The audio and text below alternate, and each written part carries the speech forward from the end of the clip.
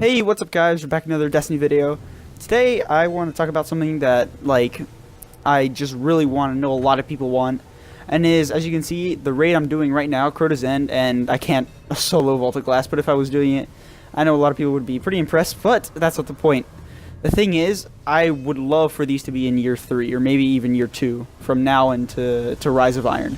They could release these things, and that would just make it so much bigger. Like, there'd be so much more to do, but there are a lot more problems than, that you need to tackle to make this balanced, because these raids, if they were to come back, could cause some problems, could make some guns obsolete, like, say, Black Spindle would be the first one that comes to mind. But I'm going to talk about that, going to go into detail on how Bungie could actually solve this, could actually fix this, and just in a way so that everything's balanced and everything still works. So first, what I'm going to talk about is, obviously, as you can see, I'm doing Crota's End, and I can solo this, so that shouldn't be as easy as it is, as you can see in the video. I do it pretty easily. I've been done it every week, trying to get what is that called, the Eidolon Ally, to be upgraded into that high exotic gun. I forgot what it's called, but yeah, I can solo it, and I don't think it should be as easy. I know people did solo it because it's probably the easiest raid, but I think it shouldn't be as easy to solo it as I'm doing it. But anyway, so that's like, obviously that would be very easy fix. All you gotta do is just upgrade the light level and the level and stuff like that. That'd be very easy.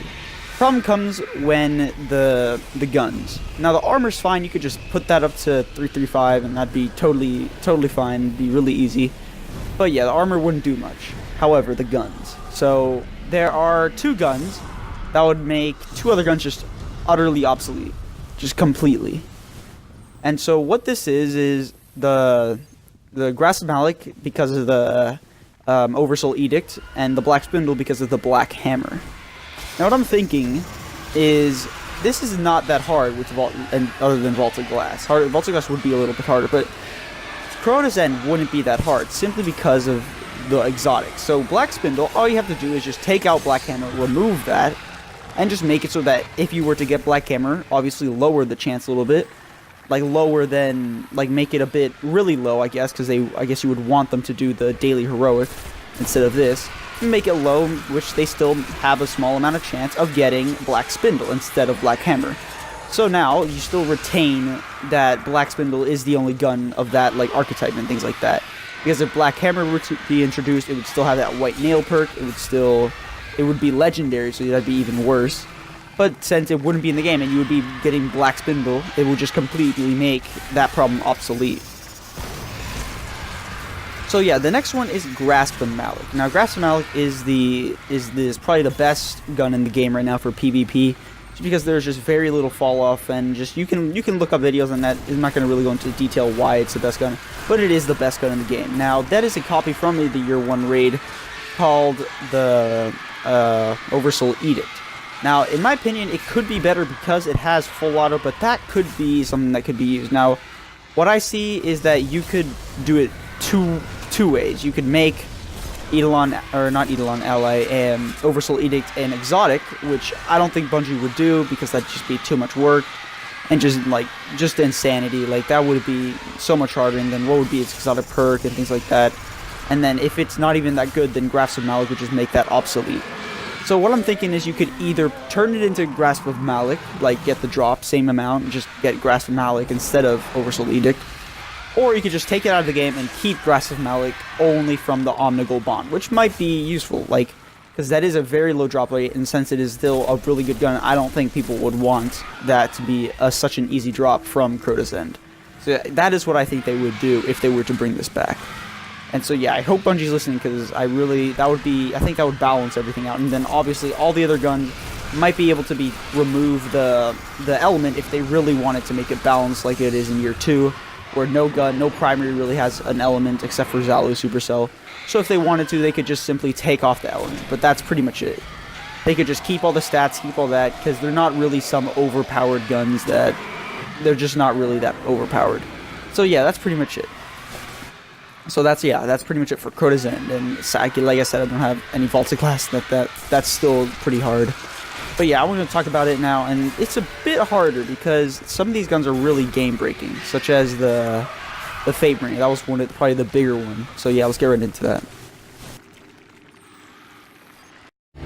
Right, so Vaulted Glass will obviously be a bit hard because there are so many really good weapons in that. Now, the first one is going to be, the biggest is obviously going to be Fatebringer. Now, that gun is just PvE game break because it is so good. It is just insanely good. Now, a lot of people would hate to see this happen, but I see no other way to make it balanced. You could take out Fatebringer and make it so you can't get it anymore, and because it would just be terrible and would make the Imago loot just terrible. Like no one would use it, and just replace it with the Imago loot. That would be the ideal version of it. I think that would be the best solution, and obviously maybe make the rolls random, or make it so that the rolls are good but not as good, because it was just too good. And it makes a lot of things really easy in PvE. So yeah, you could do it so that is just a little bit nerfed, but it is still pretty good and probably one of the best PvE guns, because that would kind of destroy its legacy. And that's a thing that you need to focus on, because some guns really have legacy, such as the Gallarhorn. That's going to be a big one when it actually comes back in Rise of Iron. And so yeah, the second one is going to be actually one of my favorite guns, the Vision of Confluence. Now, something that some people might say, it's not that overpowered, why wouldn't they bring it back? Well, something that I noticed was when I was really kind of thinking like the same thing. One thing that I noticed, like it's equivalent that you could get from the Cabal raid, the Treads Upon Stars. It is almost the exact same thing with a different color. And one of the things I noticed, you can't actually get the same rolls, the same stability, and you can't even get full auto on that gun, which is different from the Imago loop, which you can actually do get those really good rolls. And even though that one gun was even more game breaking. So I don't know if they really don't want the gun to come back. Maybe Bungie just has some reason that they really just don't want the gun to come back. And so maybe if I'm following this, and like if they just don't want it to come back, they could just simply turn it into the Treads Upon Stars, obviously, but that would make me terribly sad. Or, which I would much rather have, is just make the Vision of Confluence just a tiny bit worse. I think it was the stability that was just so good. Just lower it a little bit, and then make it still really good, but it just doesn't have that much stability. Or just take away the full auto. That was something that made it really easy to use and really good. So that would make it a really good high stability gun, just not as easy to use. And I think it would still be used quite a bit, but it just wouldn't be a really overpowered weapon. And so yeah, that's one of the bigger ones. So yeah. So the final gun would probably be Preedith's Timepiece. It was just a really good gun, a really fast firing pulse rifle. Probably, I think, maybe a little bit less, but just still really high as Grasp of Malik. And it would just melt. And it just had so much stability, so it was really easy to use. So I think all they gotta do with that gun is probably just nerf it just a tiny bit. That would make it a lot more balanced.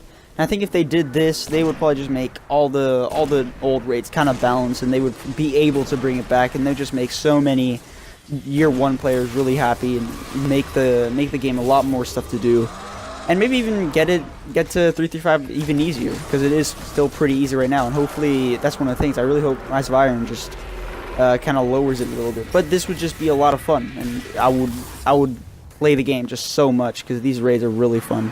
Especially Vaulted Glass, that it's a really fun raid. So yeah, that's it. Thanks for watching. Hopefully you enjoyed. Please tell me what you guys think, if you guys have any improvements, my suggestions. And so yeah, thanks for watching, and I'll see you next time.